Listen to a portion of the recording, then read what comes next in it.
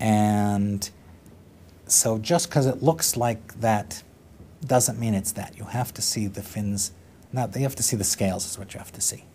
You must see the scales. If it has scales of the right kind, then the Chazal tell us it also has fins. I was once in a place called Trader Joe's. Okay. And I looked at the freezer section because I always like to see what's going on there. And I saw this beautiful looking fish, and I said, "Oh, salmon." And I picked up the package. The label did not say salmon. It was something else that I, as somebody who eats salmon on a regular basis, thought by its appearance was salmon. So that's really critical. Yeah. Would you eat a hind quarter that you trabered? I, unfortunately, did not learn trabering of the hind quarter. If you're asking theoretically if I knew it was trabered cracker, right? Okay. So many of you may know that Ashkenazim lately do not eat hind quarter. The reason is, in the hind quarter, there's chelev, which is forbidden by the Torah, and somebody who eats a kazayas of it is chayav koris, the ultimate penalty. And there's the gid hanasher, the sciatic nerve, which one is not allowed to eat.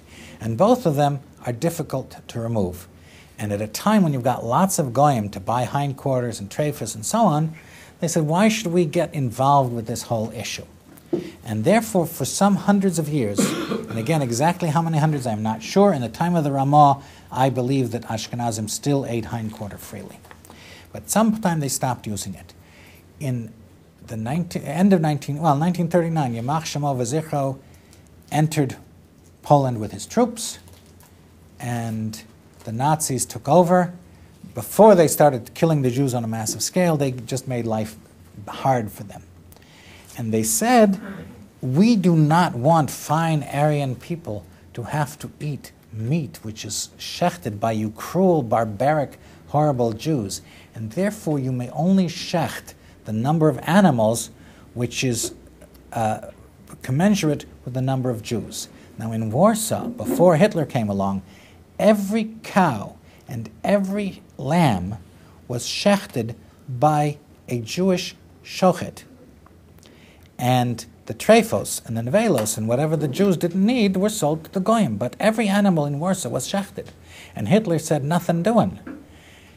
And the Jews said, but we don't eat the hindquarters, so we really need twice as many animals. And Hitler said, I don't care what you want, this is what you get. The Rabbanim got together, chashuvei hakol, great Rabbanim. Rabbanim that even if you stand up for them, you should stand up again. I mean, my Rebbe of David Lifshitz, Zecher Tzadik Livracha, knew Talmud Bavli and Talmud Yerushalmi word for word from the beginning to the end. He was a roommate with Rav Shimon Schwab. Zichronim Livracha. The word is that at night, maybe 10 o'clock at night, I don't know exactly what hour, when the Bachrim went to sleep, they went back to the Beis Medrash to learn Rishonim by heart. And he also knew quite a few Achronim by heart. And he was a Rav in a city called Suwalk. And because he was embarrassed, maybe, that he was in YU, when he was introduced to the Chassan, he was called the Suwalker Rav as opposed to a Rosh Yeshiva at YU. And when I was learning Chulin, I was Zochah to learn Chulin with Rav David Lifshitz. And I said, Rebbe, in Suwalk, did they eat hindquarters? And he was surprised that I had heard about the whole thing. And he said, yes, they did. They sent a shliach to go to whoever knew how to learn how to trade with the hindquarters and to eat it. So if I were absolutely sure that it was trabered properly, I have no problem eating it. However, I don't know of any basis to say that there's a minhag not to eat it regardless.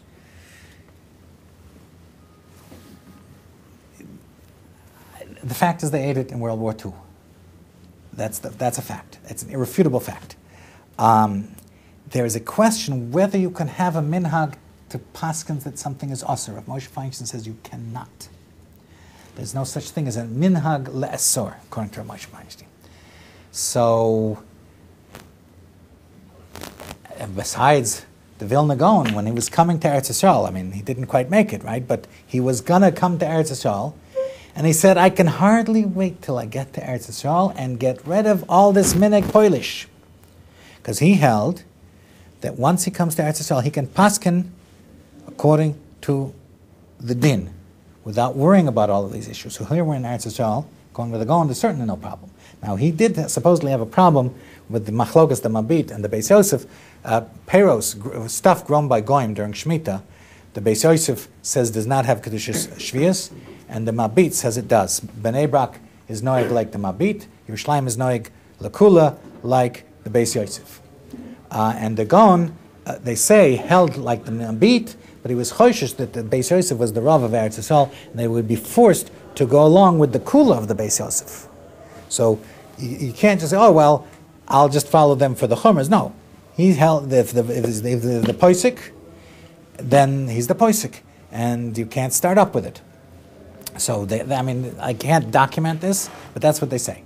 So, I have seen several people trebering, basically fine Jews, and after watching it, I said, I don't have to eat that hindquarter so much. I'm not saying there's anything wrong with it whatsoever, but if I would really have the real thing and I would know, I have no problem.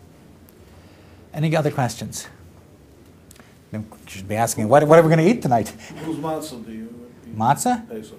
I pay over $300, maybe $400 a kilo for matzahs. You eat it very slowly. And in other words, it's Can't much... eat it too slowly, or you're not going to eat kazayas with that chilul.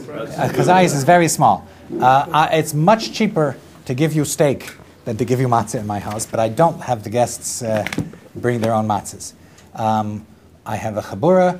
I pay somebody who's a professional chabura leader. I pay him, I think I pay him $100 an hour to oversee my chabura because it takes place while I'm in America. The biggest problem with matzah is that it's not baked. And 35 years ago, somebody said to me, it says in Shulchan Aruch that after they knead the dough, the Rosh says that it's aser to bake the matzah, to knead the matzah in the same room that the mouth of the oven is, because the room gets heated up and it becomes chametz immediately. You don't have your 18 minutes. The Shulchan Aruch says that after you kneaded the dough with your hands, if you knead it all day long, it doesn't become chametz. But after you knead it with your hands, it becomes heated by your body temperature. And then the moment you remove your hands, machmitz miyad is the lashon of the Shulchan Aruch. Well, machmitz miyad, what does that mean? So this friend, 35 years ago, said that he had spoken to Rabbi Yoshev. This was when Shleito, and Rabbi Yoshev was a young man. He was still a great Rav, but he was much younger than he is today, because this guy told me it 35 years ago, and he had heard it he spoke to Rabbi Yoshev several years before. That's when you could still speak to Rabbi Yoshev. Didn't have to go through 5 layers of guards. And he asked, was epis? What's with this Shulchan Aruch? And he said, well, miyad can't mean miyad like that. He said, does it mean a minute? Does it mean a half a minute? I don't know, but it's kedai to spend a lot of money to get matzahs that didn't even sit for a half a minute. So we did that from 1975 until I got to Eretz Yisrael. And then another guy came into my life and he said, the matzah isn't baked properly. Now there's a book written by Rav Mordechai Tendler, without getting into his issues, but he was the grandson of Rav Moshe Feinstein, Zeichel Avrocha, the son of Rav Moshe Tendler, Shlita, and he said, b'shem his grandfather Rav Moshe, that a problem is that the matzah's ovens are too hot. Now, I don't know how many of you bake, but I personally have been baking for 54 years. And if the temperature is too hot, then the outside gets done and the inside is dough. And they want production. So if the outside looks done, it's done and it goes on. And I stood with this guy, we went from place to place, thick Sephardic matzahs, thin Ashkenazi matzahs, and as soon as they came out of the oven, we started pulling them apart. If you can pull it apart and you see threads of dough, then it's called chametz. Right? So if you wait a few minutes, it dries out. But that doesn't change the fact that it wasn't finished baking. So what we do, our matzahs, I won't say they're as thin as this piece of cardboard, but they're definitely not thicker than the 3 pieces of cardboard together. And we break from almost every matzah from the outside, we break off until we get to the part that's firm. Right away after the oven, we have 3 people standing as the matzahs come out of the oven. We burn our fingers, but we get a few matzahs that cost $300 a kilo. Sholem? I'm very makel on sholem. Very makel on sholem. Sholem I try to be machmer, but sholem we're makel. Is it therefore better to eat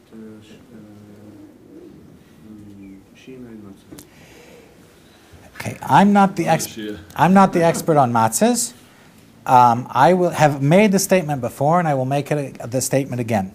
Every hand matzah is safek chametz, safek matzah, and every machine matzah is a tarovas chametz. Every hand matzah is either chametz or it's matzah, and every machine matzah has some chametz mixed in. I have been in fine machine matzah chaburas, where first the factory cleaned it out, then the bachrim cleaned it out, and there was still some amount of chametz. We will not say it's large. Maybe it was 1 in 1,000. But some amount of chametz was there. And even when I was doing something myself, I was in a matzah chabura where the guy said, we need somebody really ritzini to clean out the mixing head. And that was my job. And I tell you, there was still chametz left on the one that I cleaned. So if you're willing to accept that there's a tarovas chametz, and if it's mixed in before Pesach, it's batel b'shishim, fine, then maybe it's okay. I mean, my friend who's the matzah expert will give you a whole list of issues, and one of them is that sometimes there are problems. You might have matzahs that are doubled. You might have matzahs that are not thoroughly baked. And I have seen it with my own eyes. And at the chabur where I was last, I was in charge of pushing out the bad matzahs.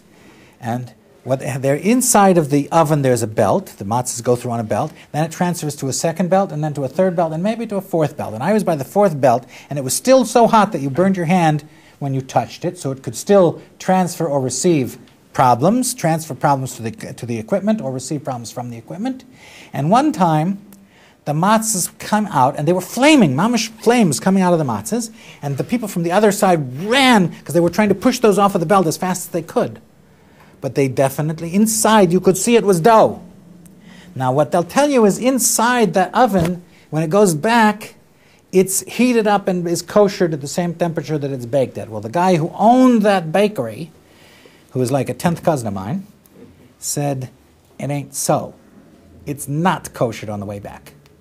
So, as I say, there are a whole list of problems. I personally would rather spend the $300, $400 a kilo.